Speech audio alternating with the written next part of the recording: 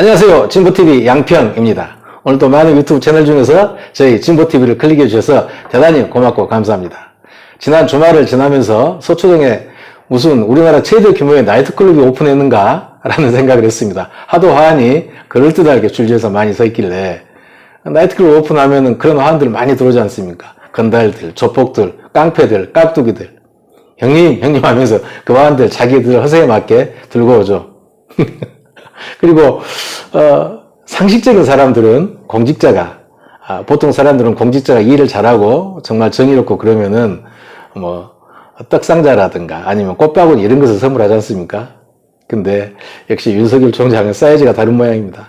나이트클럽에도 그런 화환들이 많이 오죠. 그리고 여러분 잘 아시다시피 장례식장에도 그런 화환들 많이 옵니다.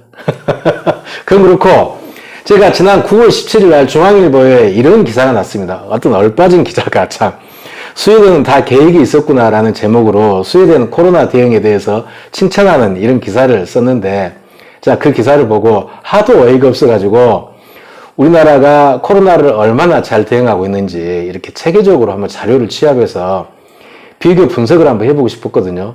근데 그동안 제가 이제 바쁘다가 차일피일 미루다가 지난 25일 기준으로 전 세계 주요 12개 국가를 대상으로 해서 자료를 한번 비교 분석했습니다. 이게 우리나라 언론에서는 아무도 이런 분석하고 비교를 하지 않아. 그리고 이런 뉴스들이 산발적으로 단편적으로만 나오기 때문에 우리나라가 얼마나 잘하고 있는지 알 수가 없습니다. 정말 우리나라 대단하고 이 자료를 작성하다 보니까 우리나라 국민들 정말 대단하다. 이게 우리나라 국민들 정말 칭찬, 전 세계적으로 칭찬받아도 마땅하다. 그 다음에 우리 문재인 정권은 전 세계 의료계 새로운 교과서를 써 내려가고 있구나라는 생각이 들었습니다. 조금 이따 제가 발표할 텐데 여러분 꼭 한번 봐보십시오. 우리나라가 얼마나 대단한 나라인지. 그리고 지금 WHO 발표에 따르니까 하루 확진자가 50만 명이 육박한다고 합니다. 그리고 하루 사망자가 6천 명 내지 7천 명이 이르고요. 그리고 지금까지 누적 확진자가 4,230만 명이고 누적 사망자가 115만 명인데 이거 하루에 50만 명씩 새로 발생을 하면은 한 달이면 얼마입니까? 1,500만 명입니다. 그럼 10개월 동안 4,200만 명 정도가 새로 발생했는데 한 달 지나고 연말 지나면은 이게 얼마나 폭발적으로 늘어날지 아무도 모르는 상황입니다. 그래서 어떤 전문가가 그랬습니다. 지금 코로나 사태가 미국과 유럽을 중심으로 급변점에 도달했다. 급변점이라는 것은 뭐냐면은 이제 통제 불능 상태에 들어간다는 것입니다. 의료진의 한계로는 더 이상 치료할 수도 없고 어떻게 손쓸 방법이 없다 이런 내용입니다. 그럼 어떻게 되겠습니까? 이제 뚝이 무너지는 상황이 발생하는 것이죠. 이걸 뭘로 비교를 하면 되냐면요. 죽순으로 한번 비교를 할게요. 죽순이 막 땅에서 솟아나가지고 어린 순이 될 때는 아무리 환경이 좋고 물을 줘봐야 하루에 1, 2cm 점점점 커가면서 하루에 3, 4cm, 뭐 5, 6cm 이렇게 자랍니다. 그러나 어느 정도 허리 정도 올라오고 이제 장마철이 지나잖아요. 장마철이 되면은 아침 볼 때, 저녁에 볼 때 다릅니다. 다음날 볼 때 또 달라요. 하루에 1, 2m씩, 2, 3m씩 이렇게 자랍니다. 그러다 며칠 지나면은 굵기도 달라지고 이제 높이를 측정할 수 없을 정도로 커버립니다. 이게 급변점이거든요. 지금 코로나 사태가 지금 세계 경제, 정치, 경제, 사회 이렇게 붕괴시킬 그런 상황이 와버린 것 같습니다. 한 달 후가 두렵고 연말이 두렵고 내년 초가 두려운 상황이 되어버린 것이죠. 어떻게 될지 모르겠습니다. 지금 그러다 보니까 통계기관에서 발표한 거 보니까 우리나라가 지금 이게 잘하고 있는데 우세해야 될지 어떻게 될지 모르겠습니다. 어쨌든 우리나라 국민들 정말 이 정부하고 문재인 정부하고 칭찬을 받아야 될 상황은 맞는데 글로벌화 되다 보니까 세계 경제에 좋지 않은 영향이 우리나라도 많이 받겠죠. 어쨌든 통계기관이 작성한 것을 보니까 인구 1000명당 미국은 확진자 수가 26.8명인데 우리나라는 0.5명입니다. 50분의 1 수준이죠. 그 다음에 인구 10만 명당 사망자 숫자가 미국은 679명인데 우리나라는 8.8명. 그러니까 거의 80분의 1 수준밖에 안 됩니다. 그래서 보다 못해서 오바마 전 미국 대통령 유세 중에 그랬습니다. 사망자 비율이 미국의 1.3%밖에 안 된다, 우리나라가. 이 정도로 대단한 것입니다. 지금 제가 잠깐 미국하고만 비교를 했는데 제가 작성한 이 표를 보시죠. 세계 주요 12개국 코로나 확진자 및 사망률 비교 분석. 사실 이런 표는 언론들이 나서서 작성해서 이렇게 발표를 해야 되는데 어떤 언론도 하지 않습니다. 이 정부에 대해서는. 언론 개혁을 하겠다 하니까 절대 칭찬을 하지 않죠. 그래서 제가 보다 못해서 자료 만들고 이렇게 낑낑거리면서 만들어 봤습니다. 총 인구가 우리나라가 5,184명이고 미국은 뭐 3억 3천 명, 영국은 6,779만 명, 스웨덴은 1,000만 명, 이탈리아는 6,049만 명 이렇습니다. 일본이 되게 또 쪽수가 많습니다. 이놈들이 1억 2,658만 명 그렇습니다. 어쨌든 인구수가 이렇고 총 확진자 수가 여러분 보십시오. 믿어집니까? 우리나라가 지금까지 총 확진자 수 2만 6천 명, 미국 850만 8천 명, 쭉 중간으로 내려와서 영국 85만 5천 명, 캐나다 21만 6천 명, 일본 9만 7천 명 이렇습니다. 근데 더 놀라운 것은 지금 우리나라가 매일매일 신규 확진자 수가 50명에서 100명 안쪽 이렇게 발생하거든요. 근데 미국은 지금 연 이틀 8만 3천 명 이렇게 누르고 되고 있습니다. 스페인은 하루에 10,000명에서 30,000명 정도 신규로 발생하고 있습니다. 프랑스가 5만 2천 명 신규로 발생했다고 지금 나라가 뒤집어진 상태입니다. 영국은 2만 3천 명, 스웨덴이 하루에 1,000명, 그 중앙일보 이모 기자, 스웨덴 잘한다 그러는데 우리나라 50명 발생할 때 스웨덴은 하루에 1,000명 이상 지금 발생했습니다. 스웨덴 지금 난리 났죠. 봉쇄 조치 들어간다고 그럽니다.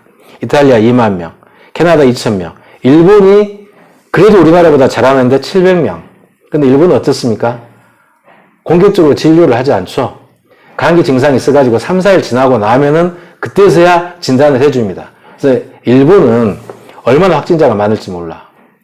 스페인하고 그게 비슷한 상황인 게 아닌가 싶습니다. 스페인은 그 총리가 전 국민을 샘플 조사해서 항체 조사를 했는데 그걸 조사해보니까 통계적으로는 스페인이 지금 100만 명, 104만 6천 명 확진자가 발생했는데 실제로는 300만 명이 넘을 거라고 추정하고 있습니다.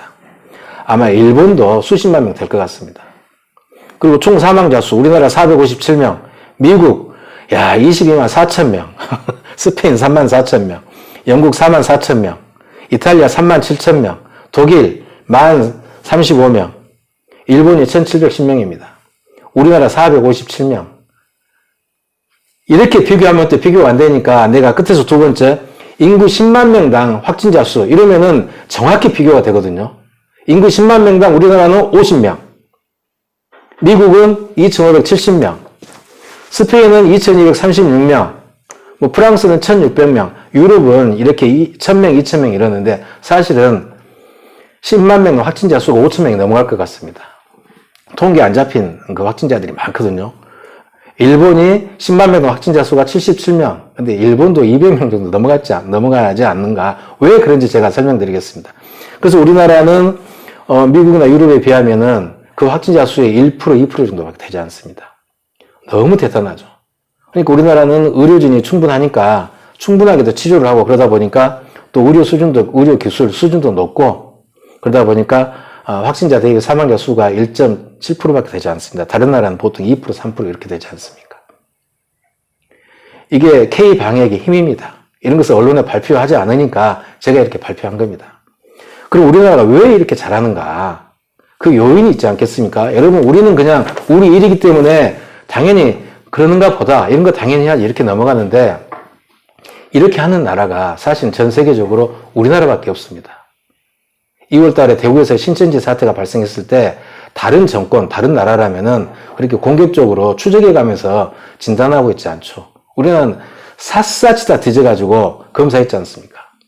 자, 학교 하나에서 또는 어떤 건물, 빌딩 하나에서 확진자가 발생하면은 거기에 드나드는 학생들, 교직원들, 거기에 근무하는 모든 사람들 전부 추적해서 검사하지 않습니까?